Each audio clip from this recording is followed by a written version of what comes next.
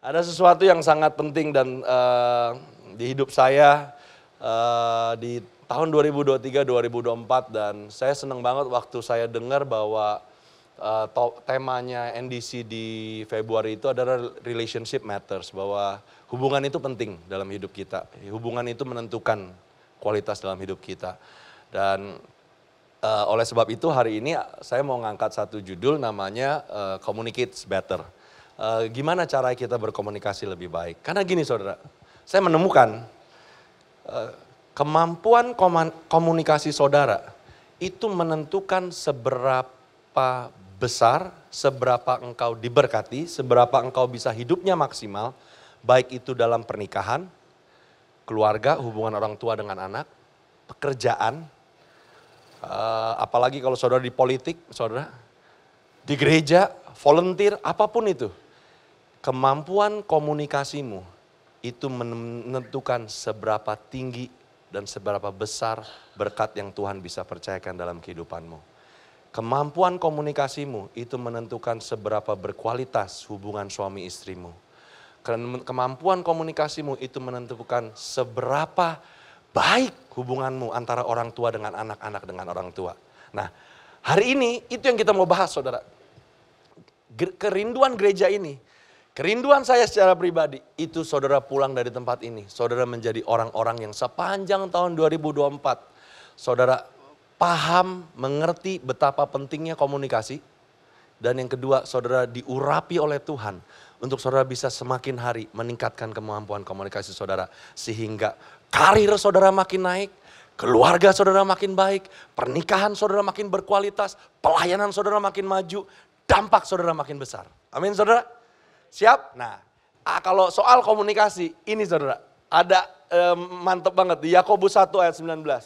Yuk kita baca, ini ayat, ini berbicara soal komunikasi, tips-tipsnya gimana cara kita meningkatkan kemampuan komunikasi kita. Yuk kita baca, 1, 2, 3. Perhatikanlah ini baik-baik, saudara-saudara yang tercinta. Setiap orang harus cepat untuk mendengar, tetapi lambat untuk berbicara dan lambat untuk marah. Ini sebenarnya saudara, di dalam satu ayat ini terdapat tips dari firman Tuhan bagaimana caranya kita meningkatkan kemampuan komunikasi kita. Ada 3, yang pertama cepat untuk mendengar, lambat untuk berbicara, lambat untuk marah. Kita sering baca ini tapi nggak begitu sadar. Tapi waktu tahun lalu saya renungin ya saudara, ini nih nggak usah, ya tetap penting. Soalnya saya punya teman tadi kerjanya bisnis coaching. Jadi tetap perlu, training-training itu penting saudara.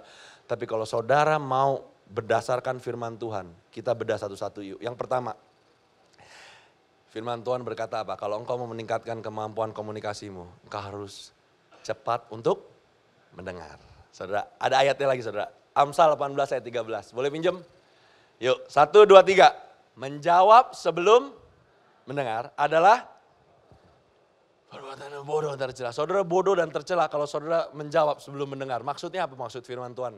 Cepat untuk mendengar. Bahwa mendengar dalam komunikasi itu mendahului berbicara. Kita pikir dulu kalau orang bawel, anak bawel, wah ini anak bawel nih. Ini anak pintar komunikasi. Kata siapa? Kata firman Tuhan, kalau engkau mau menjadi orang yang komunikasinya hebat, engkau harus yang pertama kali belajar, itu kemampuan mendengarmu mesti lebih hebat daripada kemampuan bicaramu.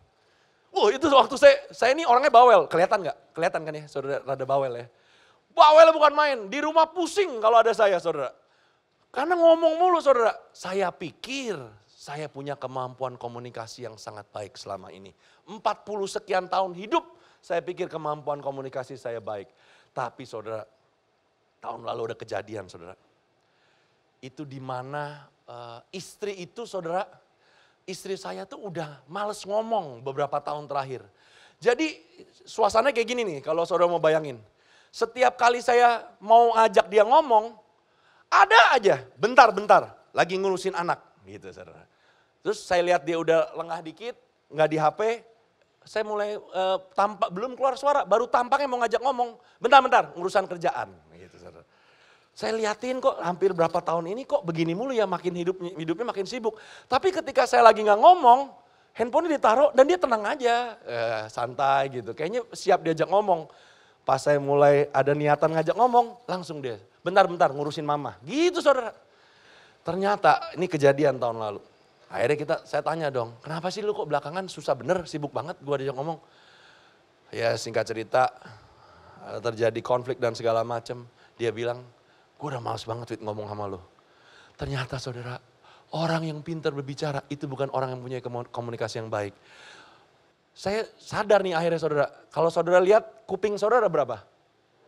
Mulut? Seakan-akan kayak Tuhan tuh ngomong, lu tuh mesti lebih banyak mendengar daripada berbicara. Coba kalau saudara mulutnya 2, pusing suami istri saudara. Kita dikasih 2 kuping itu kayak Tuhan tuh lagi ngomong lebih banyak mendengar daripada berbicara. Jadi itu kejadian di rumah saya. Nah waktu dia ngomong gitu, akhirnya kan saya tanya, kenapa kok lu sampai bisa males ngomong gitu. Memang istri saya nggak terlalu suka ngomong orangnya. Kalau saudara kenal, memang orangnya nggak suka ngomong, terus agak introvert. Nggak introvert sih, nggak agak, sangat introvert. Dia ketemu orang capek. Saya ketemu orang energize.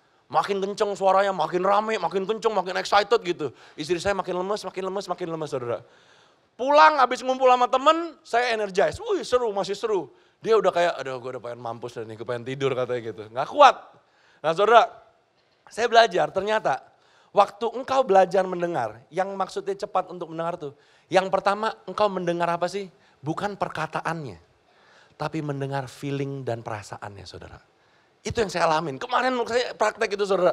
Ternyata yang bikin istri saya males ngomong adalah karena saya kerja bareng sama istri saya. Nah setiap kali dia ngomong sesuatu, saya jawab. Saya bales. Nah namanya laki, bapak-bapak, laki-laki di sini. Kalau orang ngomong ke kita tentang sesuatu, di otak kita tuh langsung mikirnya dia butuh solusi, betul ya? Nah ternyata kagak saudara, istri saya sering kali dia ngomong cerita, saya jawab, lu mestinya begini, lu mestinya begitu, kenapa lu begitu? Terus waktu dia cerita sesuatu, saya kasih solusinya, saya kasih jawabannya. Ternyata saudara, dan ada argumentasinya juga, ada saya cerita mengenai cara pikir saya, pandangan saya segala macam. Dia anggap itu sebagai argumentatif saudara. Ternyata yang istri saya mau tuh sebenarnya waktu dia mulai ngomong, cukup begini nih, lebih enak banget sekarang hidup saya. Hah masa sih begitu? Yang bener. Wih gila masa bisa begitu? Yang bener, misalnya cerita nih temennya. Gosip gak boleh, tapi kalau mau suami istri demi membangun hubungan gak apa-apa saudara, gosip aja. Dia mulai ngomongin yang lucu-lucunya teman-temannya. Padahal saya juga gak kenal. Tadi abis ketemu ini, masa sih ini ya begini? Wah masa lu, kenal juga kagak saudara. Wih gila tuh orang, lakinya ngomong apa? Gini. Nah ternyata saudara, sepanjang saya ngomong bisa 1 jam, gak pernah saya sekarang kasih solusi. Kecuali dia nanya. Kecuali dia minta, menurut lu gimana Fit? Baru saya mulai ngomong. Tapi kalau dia gak minta, udah diemin aja. Ternyata dia cuma lagi pengen share dia punya. Nah ini bapak-bapak hari ini denger. Kalau istri mulai ngomong, bukan dia bawel. Dia lagi ada sesuatu tapi dia nggak tahu mau nyampeinnya. Jadi dia mulai ngomong. Tapi sebaliknya di sini jangan-jangan ada yang suaminya yang bawel kayak saya. Istri-istri kalau suaminya mulai ngomong, udah dengerin dulu. Dia nggak minta solusi, malah dia sombong. Dikasih solusi kita dianggap bego, nggak bakal mau didengerin. Kadang-kadang dia juga, oh iya gitu ya, oh begitu ya. Nah itu share their feelings, bukan your solution saudara seringkali. Itu yang pertama, skill untuk cepat untuk mendengar. Nah, apalagi saudara, ini juga penting nih. Mendengar itu bukan cuma pakai telinga, tapi pakai mata, saudara. Aduh, saya kesel banget. Ya itu yang tadi saya cerita. Setiap kali istri mulai diajak ngomong, HP-nya dipegang. Setiap kali saya diam, HP ditaruh. Ada aja, ngurusin anak, ngurusin es krim Häagen-Dazs. Apa juga diurusin satu dunia saudara. Setiap kali saya mulai ngomong. Nah sekarang sejak tahun lalu kita udah punya satu policy. Khususnya pagi breakfast. Karena kita ketemunya pagi biasanya. Itu kalau seketika, nah ini juga puji Tuhan istri saya taat, hatinya lembut mau. Jadi waktu tahun lalu kita diskusi keras itu, salah satunya adalah saya bilang setiap kali gue mau ngomong, lu sibuk di HP. Gitu. Jadi bisa gak tolong, gue udah berusaha sekian tahun setiap kali lu mulai ngomong bikin suara aja, kentut aja. Handphone saya taruh saudara. Seketika dia ada suara gitu, saya tahu. Soalnya ngomongnya jarang banget. Jadi saya berharga banget kalau istri saya ngomong. Mulai ada suara gitu, saudara. Handphone saya taruh, saya balik, saya nggak mau lihat layarnya. Karena kenapa? Saya mau mulai mendengarkan pakai mata, bukan cuma pakai telinga, saudara. Nah sekarang setiap pagi dia baik, saudara. Aduh baik banget. Ini nggak direkam kan? Ntar dia GR lagi. Pagi sekarang, sejak tahun lalu, breakfast, handphonenya ditaruh di kamar, di charge. Jadi waktu turun ke meja makan mulai bikin kopi, itu gak ada handphone. Waduh saudara, itu pun juga gak saya pakai, saya nyerocos mulu ngomong. Cuman paling enggak, waktu saya mulai ngomong sesuatu, kadang-kadang juga cuman urusan kopi, ini baru beli kopi nih, enak nih, kita cobain. Terus dia ngeliat, dia dengar, aduh saudara, kita jadi suami ya saudara, ngerasa direspeknya bukan main saudara. Padahal cuma dilihat, belum tentu dia lagi mikirin soal kita, paham ya saudara? Tapi senang. Istri, wih, kalau istri-istri mulai ngomong, bapak-bapak yang selama ini, jangan-jangan bapak-bapak yang selama ini, gitu kan. Nah kalau saudara mulai taruh, wih, terus saudara mulai lihat gitu ya saudara, lihat, aduh dia bingung saudara, yang tadi yang mau operasi plastik gak jadi operasi, karena dia pikir bagus banget, gue diliatin terus kan gitu saudara. Beda, percaya dah sama saya, orang tua dengan anak, nih saya ada kungfu satu lagi. Saya kan tinggalnya bareng sama orang tua saya, saudara, papa umur 40 tapi tinggalnya sama orang tua, bayangin gak tuh, gawat ya. Nah, singkat cerita, saya kesel setiap pagi mau pergi kerja, itu kan mama lagi duduk tuh biasanya.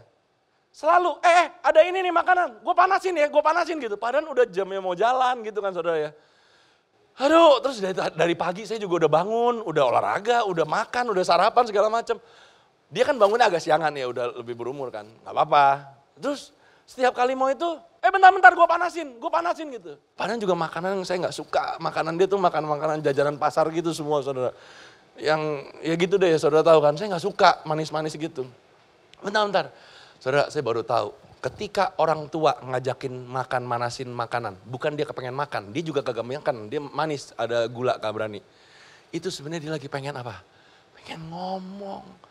Tapi kan kadang-kadang udah 40 tahun dengerin ngomongan yang sama kan pusing diulang-ulang kan. Saya belajar saudara, handphone saya taruh, ya udah dah saya paling WA, bentar gue telat 30 menit saya bilang gitu. Udah mulai duduk, belagak makan, terus kita mulai lihat. Saudara, saya pernah ngelihat anak saya ngelakuin yang sama ke istri saya. Di tengah sibuk, anak saya taruh handphonenya dan mulai dengerin mama yang ngomong. Itu habis anaknya jauh, istri saya ngomong, Fit, gila gue tadi happy banget. Kenapa? Si Joey ngeliatin gue, dengerin gue ngomong gitu. Dia lagi sibuk segala macam. Dari situ saya belajar, anak kalau mau bangun hubungan dengan orang tua, seringkali gak usah ngomong terus. Belajar dengerin mereka. Oh gitu ya Ma. Dan seringkali itu diulang-ulang, kemarin baru ngomong dia ngomong lagi. Gak apa-apa udah.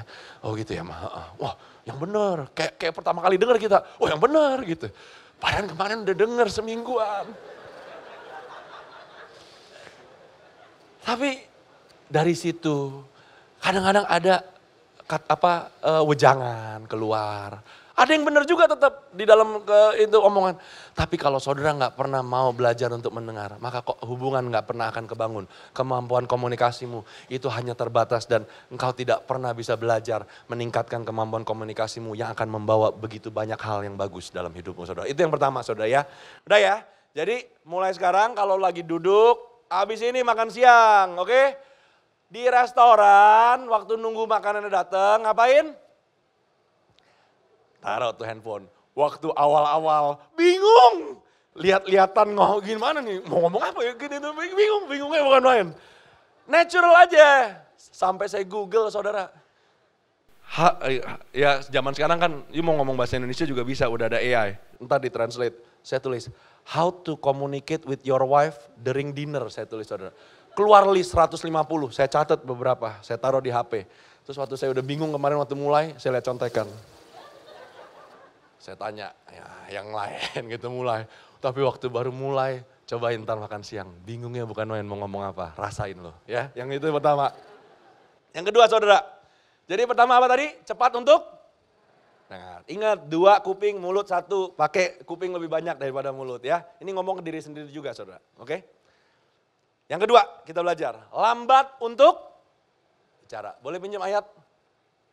Pengkhotbah 8 ayat 6, 1, 2, 3. Bagi segala sesuatu ada waktu dan caranya sendiri. Tapi sedikit sekali yang kita pahami. Maksudnya gini saudara, untuk segala sesuatu di dunia ini termasuk komunikasi, itu ada caranya yang tepat, ada waktunya yang tepat saudara. Nih, yang pertama, kalau engkau mau membangun komunikasi dengan siapapun itu, bosmu, teman kerja, anak, orang tua, suami, istri saudara, siapapun itu saudara, engkau mesti cari waktu yang tepat.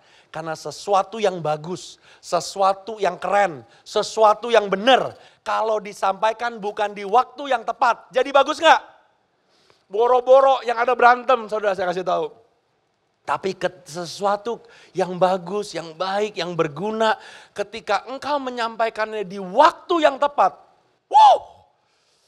serem dampaknya saudara, luar biasanya bukan main. Nah, setiap dari kita punya waktunya beda-beda saudara. Ada contoh tadi saya udah cerita, istri saya itu orang pagi. Waktu yang paling cocok buat saya berkomunikasi dengan istri saya, dan dia mau ngomong, itu di pagi hari ketika lagi bikin kopi. Kita ada mesin yang cekrek-cekrek gitu, enak gitu, sambil nyantai, denger lagu, cekrek-cekrek, belum berisik rumahnya, terus dah bikin kopi. Nah itu di saat kita bisa berkomunikasi. Nah setiap orang ada waktunya. Saya lebih cocok waktu dinner, lunch kayak orang puyeng, nggak bisa diajak ngomong. Tapi waktu dinner saya itu banyak yang saya bisa ngomong, saya bisa dengar, saya bisa nyampein gitu saudara. Nah setiap dari saudara itu punya waktunya, cari waktu. Saudara belajar, ini laki gue nih paling enak diajak ngomong tuh kapan gitu saudara. Nah mau ada sesuatu yang udah ganjel nih, tapi kalau bukan waktunya jangan diituin, jangan disampein dulu. Nggak bakal ada hasilnya, percaya deh. Saudara cari momennya yang tepat sama dia, waktunya yang tepat. Saudara ngomong, itu bisa nyampe saudara. Nah, sama halnya orang tua dengan anak. Bos, apalagi. Saudara mungkin orang paling pinter di kantor saudara.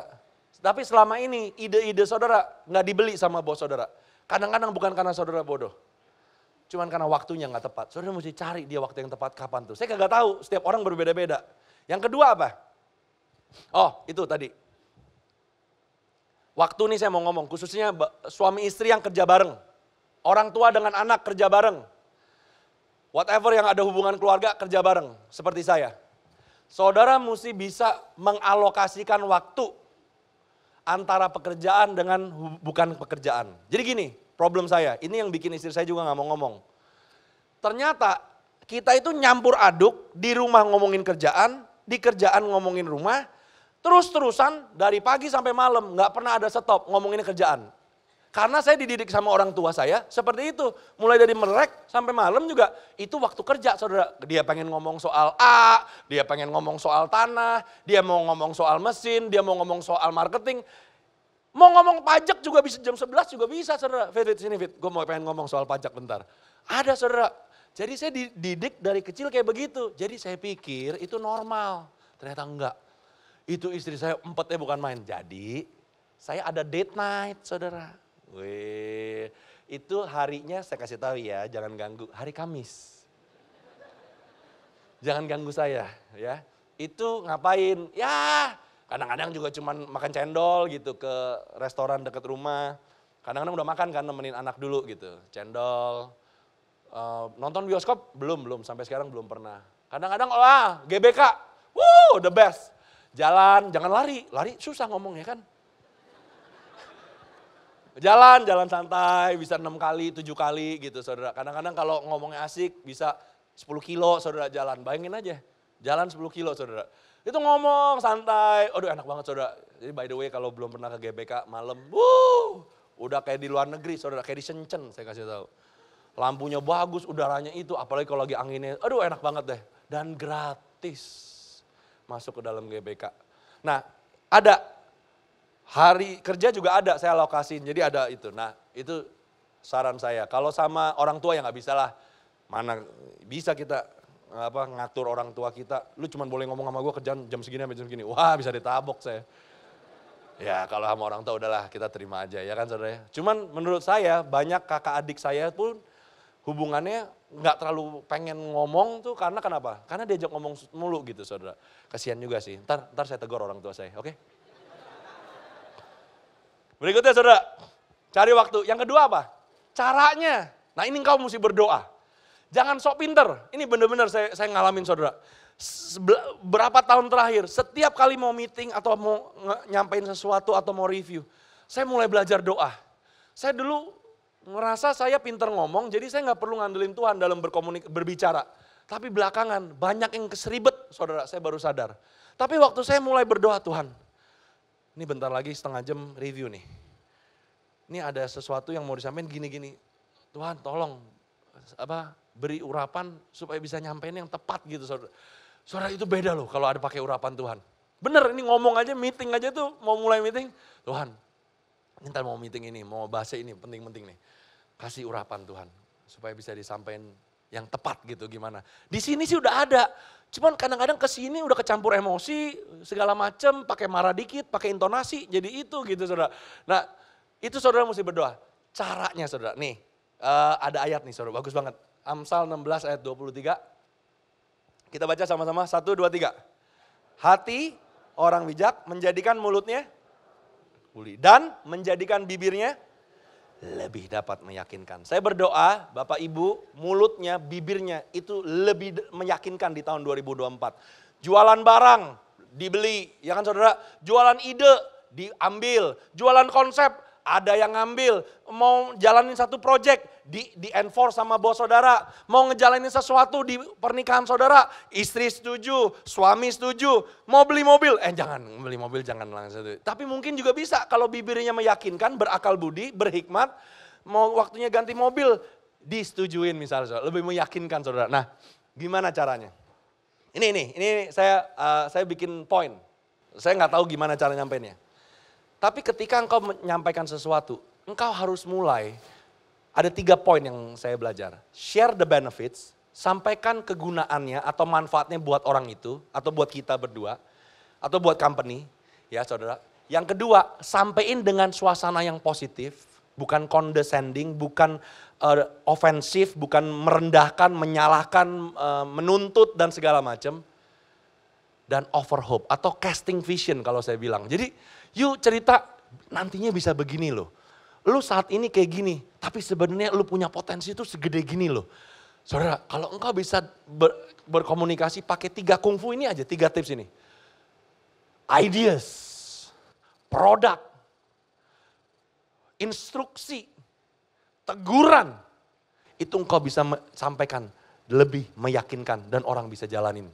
Bisa kebeli sama orang yang saudara ajak ngomong. Bener saudara, jadi contoh nih, itu yang tadi, yang soal date night hari Kamis. Jangan undang saya ya makan. Tapi sesekali boleh kalau saudara undang. Itu udah puluhan tahun mau ngajak date night istri saya. Nggak pernah mau, kenapa? Ya itu salah satunya. Ntar pasti ngomong ini kerjaan lagi, gue ogah katanya. Mendingan jauh-jauh dari lu. Itu udah tahunan mau ngajak, mau punya date night saudara. Tahu nggak gimana? Dulu saya ngomongnya gini, lu tahu nggak? Lu kalau nggak ada waktu sama gue ya, ntar kalau gue nakal-nakal, lu jangan salahin gue. Gitu saudara ngomongnya, tambah orang empet dong, nggak mau. Nah, saya rubah sekarang. Ngomongnya gini nih, waktu itu lagi di Bali. Ada orang tua gitu, bule lagi jalan, berduaan, gandengan tangan di Seminyak gitu. Waduh, saya lihat kayaknya momen, teachable moment nih, saya ngomong. Pia, ntar kalau kita udah tua ya, kan anak udah kuliah tuh, waktu itu lagi pergi kuliah. Jadi dia lagi agak sedih-sedih, galau gitu saudara. Baru ngerasain anaknya keluar 1 dari rumah. Saya ngomong, aduh anak-anak udah pada gede ya, nggak berasa. Ntar kita kalau berduaan, tuaan itu anak-anak udah pada keluar, kita tinggal berdua doang. Aduh, kalau nggak pernah ngomong gimana ya, kita ngomong sama siapa di rumah sepi gitu ya. Terus tapi ya gue suka lihat tuh kayak itu tuh 2 bule tuh kayak begitu masih bisa ngobrol, jalan, gandengan tangan gitu. Terus kayak si ini, kita ada kenal satu couple, udah tua, udah senior, udah 60 something, tapi ngobrol, pergi kemana-mana berdua, makan berdua, sering ketemu di restoran juga berdua, ngobrol gitu terus. Aduh, indah banget deh kalau kita one day tua hubungannya bisa bagus kayak gitu. kita mesti mulai Pia, kayaknya Pia.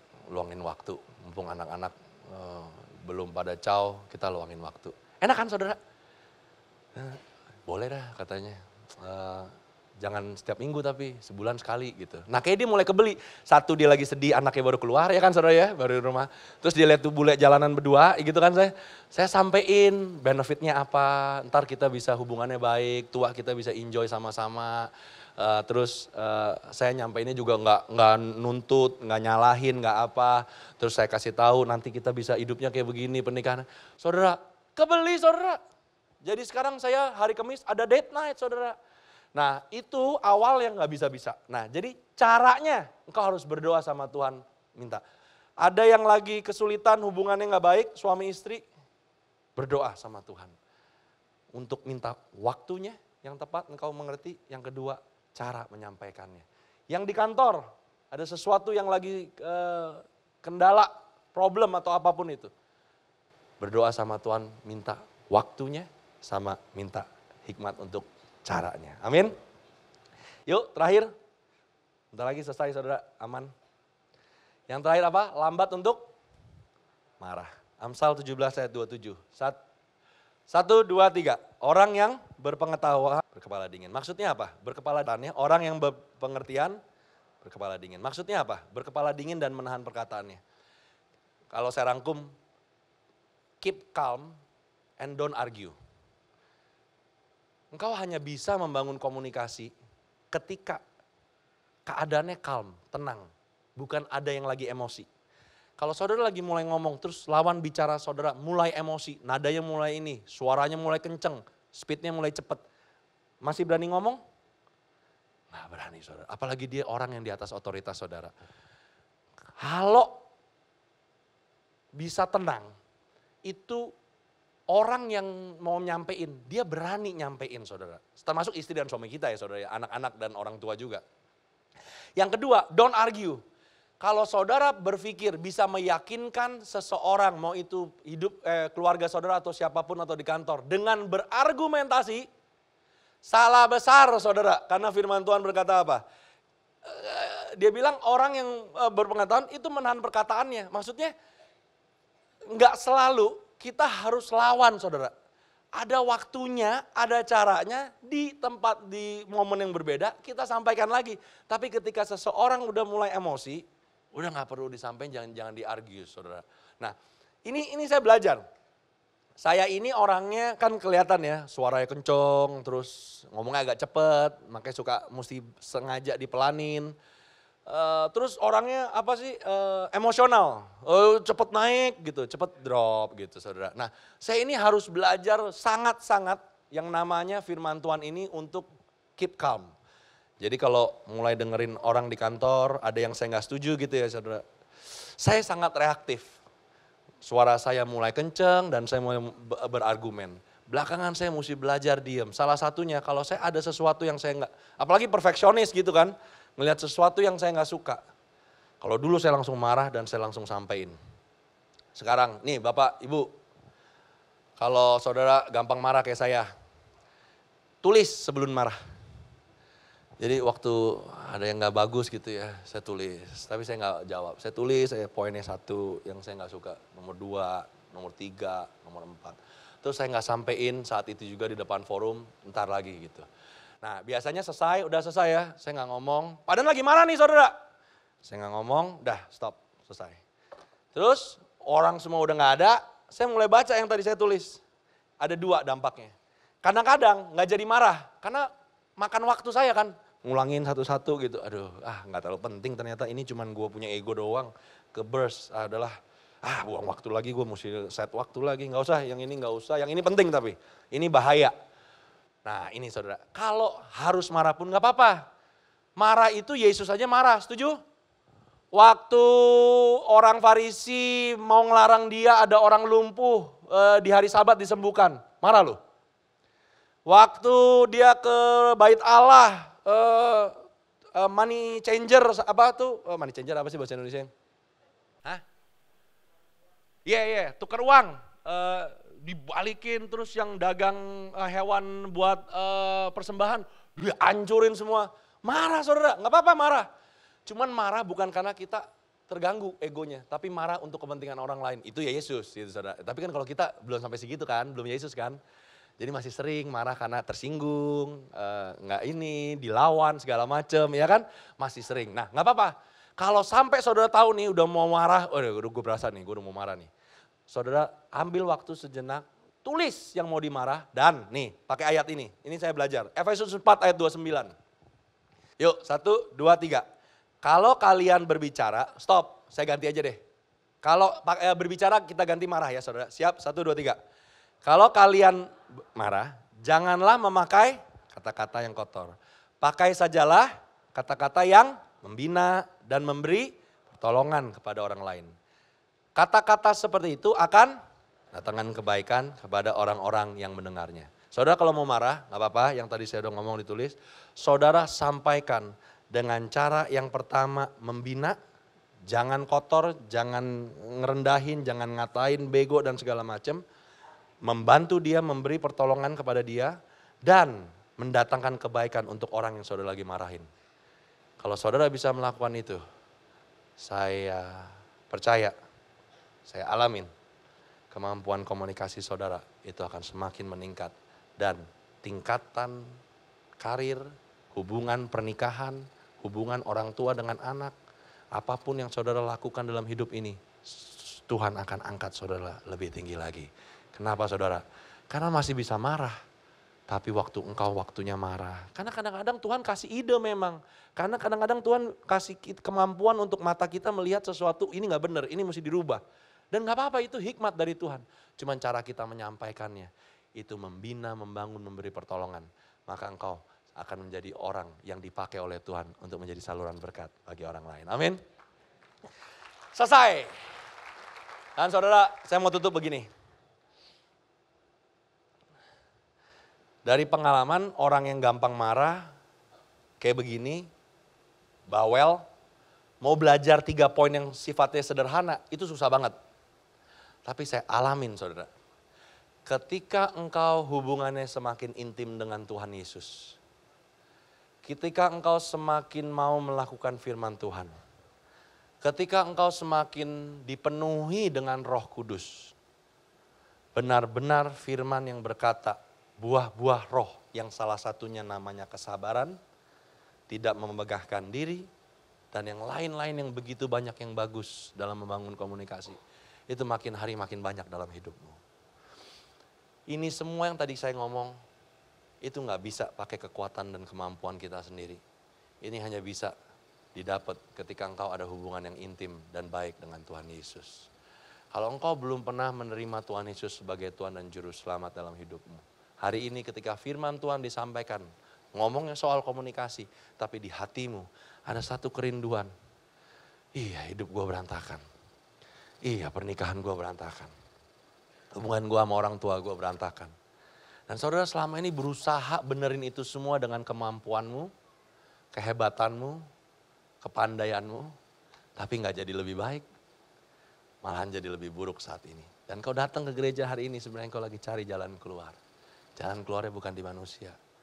Jalan keluarnya yang namanya Tuhan Yesus. Sebagai juru selamat dalam hidupmu. Sebagai Tuhan dan pemimpin dalam hidupmu. Sebagai CEO dan manajer dalam hidupmu. Jawabannya ada di dalam hubunganmu dengan Tuhan Yesus.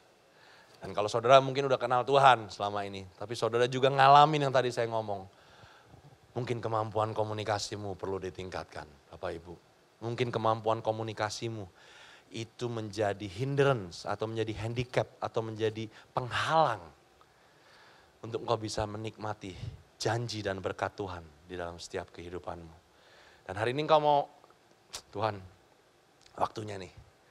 Waktunya mengimprove kemampuan komunikasi saudara. Saudara, jawabannya balik ke Tuhan. Sama halnya kalau engkau mau membangun satu komunikasi yang baik dengan sesama manusia, kau harus mulai membangun komunikasi yang baik dengan Tuhanmu dulu sebelumnya. Belajar mendengar Tuhan melalui saat teduh. Belajar menyampaikan kepada Tuhan melalui doa setiap hari. Belajar mendengar Tuhan melalui membaca firman. Belajar untuk mendengar Tuhan mau kemana sih melalui doa dan saat teduh hening. Sebelum mulai hari atau setelah mulai hari, belajar untuk mulai ada kerinduan untuk bangun hubungan dengan Tuhan. Luangkan waktu khusus buat Tuhan. Karena di situ saudara, saya alamin. Justru di situ saat penciptamu, pengatur hidupmu, sumber berkatmu, juru selamat dalam hidup kita. Itu momen di mana dia akan menyampaikan semua yang menjadi isi hatinya kepada saudara. You have so much potential dalam hidup ini. Pernikahanmu berharga di mata Tuhan. Anak-anakmu berharga. Orang tuamu berharga di mata Tuhan. Pekerjaanmu, Tuhan punya rencana yang baik akan pekerjaanmu. Dan saatnya engkau dengar dari Tuhan. Saatnya engkau berdoa menyampaikan kepada Tuhan dengan cara dan waktu yang tepat. Dan saatnya engkau, kalau hari ini ada yang marah sama Tuhan, jangan. Tuhan itu punya rencana yang baik. Mungkin yang kau alami gak baik. Tapi Tuhan mampu dan sanggup menjadikannya, mendatangkan kebaikan untuk orang-orang yang mengasihi Tuhan. Amin.